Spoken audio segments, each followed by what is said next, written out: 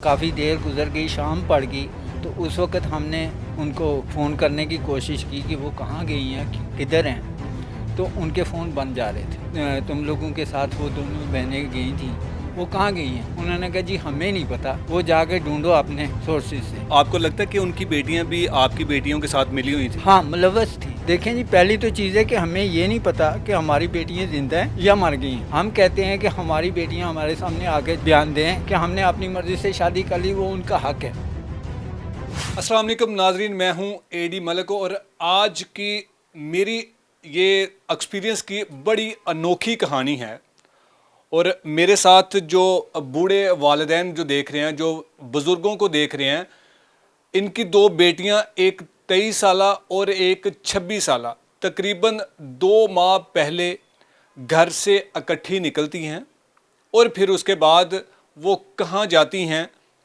जब वालिदैन को पता चलता है कि बेटियां घर वापस नहीं आईं, ज़ाहिरी बात है जब जवान बच्चे, जवान बेटियां ख़ासकर घर से बाहर हों और उनको परेशानी होती है वालिदैन को कि जी कहाँ जा सकती हैं बेटियां।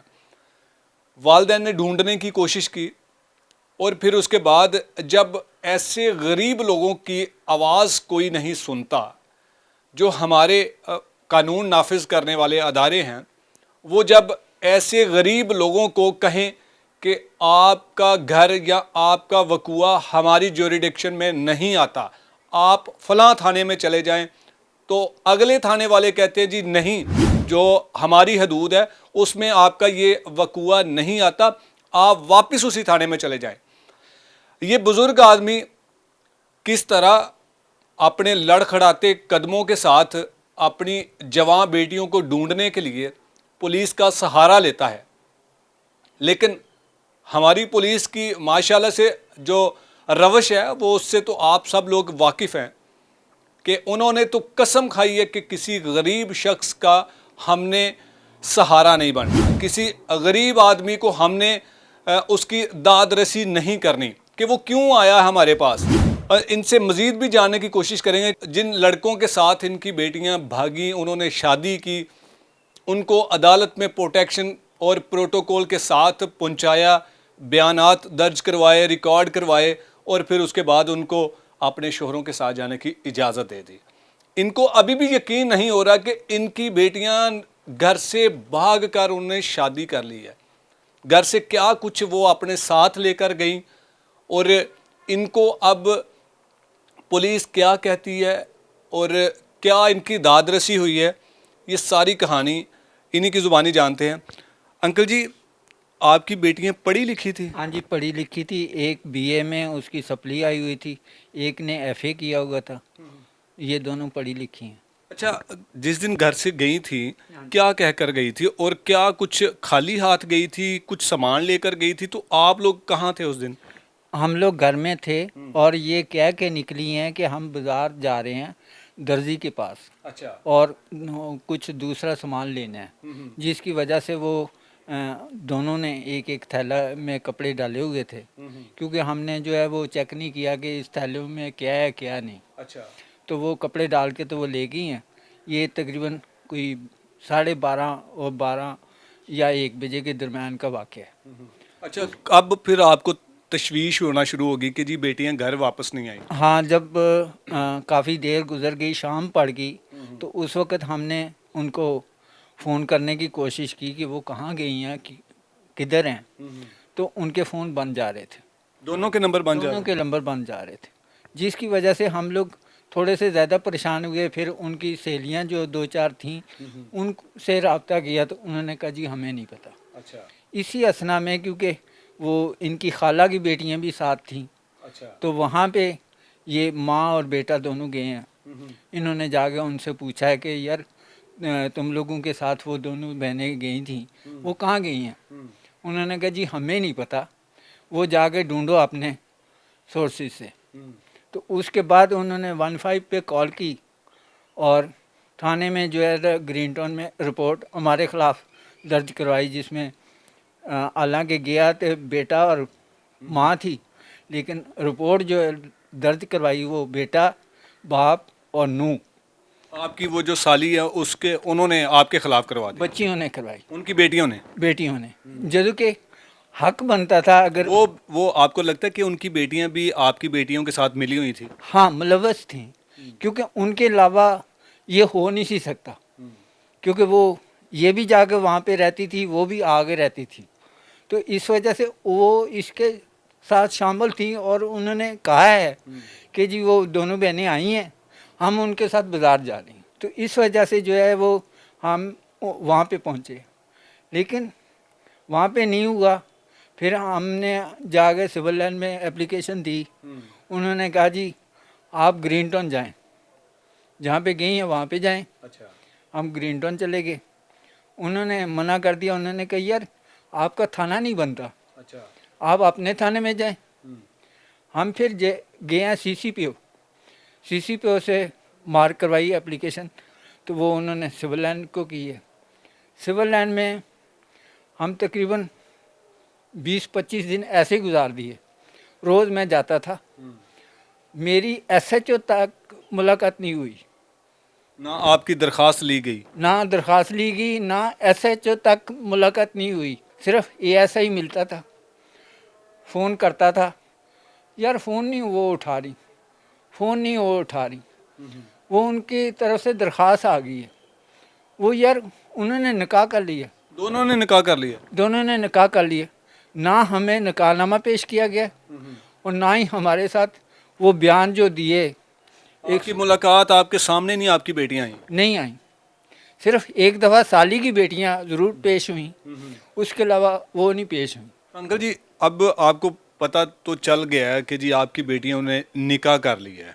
जिन लड़कों के साथ निकाह किया वो कौन थे? कभी आपकी उनसे मुलाकात हुई या बेटियों ने आपको बताया कि बाबा हम किसी से शादी करना चाहते हैं, पसंद करते हैं? दोनों ने नहीं, किसी ने अभी तक बताया था? नहीं, ऐसी बात नहीं थी कि वो शादी करना चाहती थी, लेकिन इन्होंने रिश्ता दोनों ने भेजा था, लेकिन मैंने दोनों को मना कर दिया था। क्यों मना किया था? उसकी वजह ये थी कि एक तो जो है वो शादीशुदा था, 2 बच्चों का बाप था, अच्छा। और दूसरा जो है वो उसकी उम्र 55 साल है, तो इस वजह से मैंने मना कर दिया था कि यार तुम लोगों का नहीं मिलता। वो किस तरह से उन लोगों के साथ वो राब्ते में थी जो कि वो आपके घर आ गए थे रिश्ता लेने? वो राब्ते की वजह ये थी कि जो हमारे मालिक हैं ना, वो उनके पास जो है वो काम करता था उनके पास? हाँ, फौज की तरफ से जो है पीए था। अच्छा। वो क्योंकि किराया लेने या मेंटेनिंग के लिए जो भी शिकायत होती थी, इसलिए इधर आपके फ्लैट में आता था? मेरे पास आता था। इस तरह हमारी मुलाकात थी। मे भी हो सकता है कि इसी दौरान आपकी उस बेटी के साथ उसका कोई रिलेशन बन गया हो। शायद हो सकता है कि कोई हो, मैं इसे इनकार नहीं, लेकिन ये है कि ऐसी कोई बात हुई नहीं। बेटियों ने नहीं बताया कि जी बाबा हम किसी को पसंद करते हैं? हाँ, बेटियों ने ये बात नहीं कही कि हम पसंद करते हैं, और अगर वो ऐसी बात होती तो मैं कम से कम इससे बेहतर था कि शादी कर देता, लेकिन ऐसी कोई बात हुई नहीं। अब अंकल जी, आपको पता चल गया, पुलिस ने आपको बता दिया कि जी आपकी बेटियों ने निकाह कर लिया है, 164 के बयान भी हो गए हैं। अब अगला आप लायामल क्या करना चाहते हैं? बेटियों को वापस लाना चाहते हैं या क्या, किस लिए अब आप इतनी जो जद्दोजहद कर रहे हैं? देखें जी, पहली तो चीज़ है कि हमें ये नहीं पता कि हमारी बेटियां जिंदा हैं अच्छा। या मर गई हैं, ठीक है। क्योंकि हमारे सामने नहीं आई। जो उन्होंने निकाह किया है या कागज़ हैं वो भी हमें नहीं दिखाए, हमें नहीं दिए, खाली ज़ुबानी कहा जा रहा है कि ये आ गया, ये हो गया, ये हो गया। हम कहते हैं कि हमारी बेटियां हमारे सामने आके बयान दें कि हमने अपनी मर्ज़ी से शादी कर ली, वो उनका हक है, लेकिन जो सामान लेके गई हैं हमारा, उन पे उनका हक नहीं है। क्या क्या सामान लेके गई हैं? वो 2 सेट लेके गई हैं 3.5 तोले के सोने के, और नकदी है तकरीबन कुछ नहीं तो 50,000 से ज़्यादा ही होगी। उसके अलावा प्राइस बॉन्ड है, अच्छा। वो तकरीबन 80,000 से ज़्यादा की है। आंटी जी, यकीन करें कि इंतहाई ये शर्म वाली बात होती है कि जब बेटियां इस तरह घर छोड़ के भाग के चली जाती हैं। मैं मज़ीद आपसे कुछ भी नहीं पूछूंगा। अब आप क्या चाहती हैं, क्या होना चाहिए? बेटियों को माफ़ कर देना चाहिए, जहां वो चली गई हैं उनके साथ ही वो रहें, हमारा उनसे कोई रिश्ता नहीं है या रखना नहीं चाहती? क्या कहेंगे आप? सिर्फ एक दफ़ा देखना तो चाहते हैं ना हम लोग, ठीक है। फिर जहाँ मर्जी रहें। यानी कि आप अगर वो आपके सामने आके कह देते हैं कि जी हमने शादी कर ली, हम इनके साथ खुश हैं, तो आप फिर राजी? जी बस ठीक है, फिर उनकी मर्जी है ना। अंकल जी, आपने जिस तरह आपने बताया कि अपनी बेटियों को पढ़ाया लिखाया है, कोई कसर नहीं आपने छोड़ी उनको, उनका बेहतर मुस्तकबिल के लिए। यही माँ बाप चाहते हैं ना कि बच्चों या बच्चियों को या बच्चों को अच्छा वो पढ़ा सकें ताकि वो मुस्तकबिल में अपने पाँव पर खड़ा हो सकें। बड़े शर्म की बात है कि एक बाप जिसके सफ़ेद बाल हो गए हैं और उसकी बेटियां इस तरह उनको छोड़ के दुनिया में रुसवा करके चली गई हैं। आखिर शादी तो उनकी करनी थी ना, तो आप भी इस में लगे हुए थे कोई अच्छा रिश्ता तलाश करें। जी हाँ, बिल्कुल। तो क्यों ये सारा मामला आप किस तरह करेंगे आप? भाई पहली तो चीज़ है कि मेरे समझ में ये नहीं आया कि इस तरह का वाक़या पेश होना ही नहीं चाहिए था, क्योंकि जब हम लोग रिश्ता उनके लिए तलाश कर रहे थे और उनको शामिले मशवरा रखा हुआ था कि ये रिश्ता आया, ये आया, ये आया, इस तरह, तो उस दौरान में अगर वो कह देती कि हमने फ़लाने से शादी करनी है, तो हम बजाय आगे पीछे ढूंढने के हम उन्हीं से करवा देते। मैं आईजी साहब से भी अपील करता हूं और वज़ीर आला पंजाब से भी मोहसिन नकवी साहब से भी अपील करता हूं कि इसकी जो है तहकीकात करवाई जाए, और अगर उन्होंने अपनी मर्ज़ी से शादी कर ली है, ठीक है, हम एक्सेप्ट करते हैं, लेकिन हमारा सामान, हमारा हक है, वो हमें दिलाया जाए। जी नाज़रीन, आपने सारी कहानी सुनी कि किस तरह वो बेटियां अपने माँ बाप को धोखा दे के भागी और फिर उसके बाद हमारे अदारों ने इनके साथ क्या किया। एक दफ़ा इनकी ख्वाहिश है कि एक दफ़ा वो बेटियां सामने आकर हमें ये बता दें कि जी हमने पसंद की शादी कर ली है, हम उनका पीछा छोड़ देंगे। शादियाँ इन्होंने भी करनी थी, उन्होंने भी अगर कर ली हैं, लेकिन अगर वो लड़कियां इस वीडियो को देख रही हैं तो मैं आपसे गुजारिश करूंगा कि आप जहां कहीं भी हैं, आप एक बार अपने माँ बाप के पास आएँ, उनसे माफ़ी मांगे। हमारा मुआशरा अब इस तरह का हो चुका है कि लड़कियां घर से भागना यूं समझती हैं कि इसमें बड़े फ़ख्र की बात है।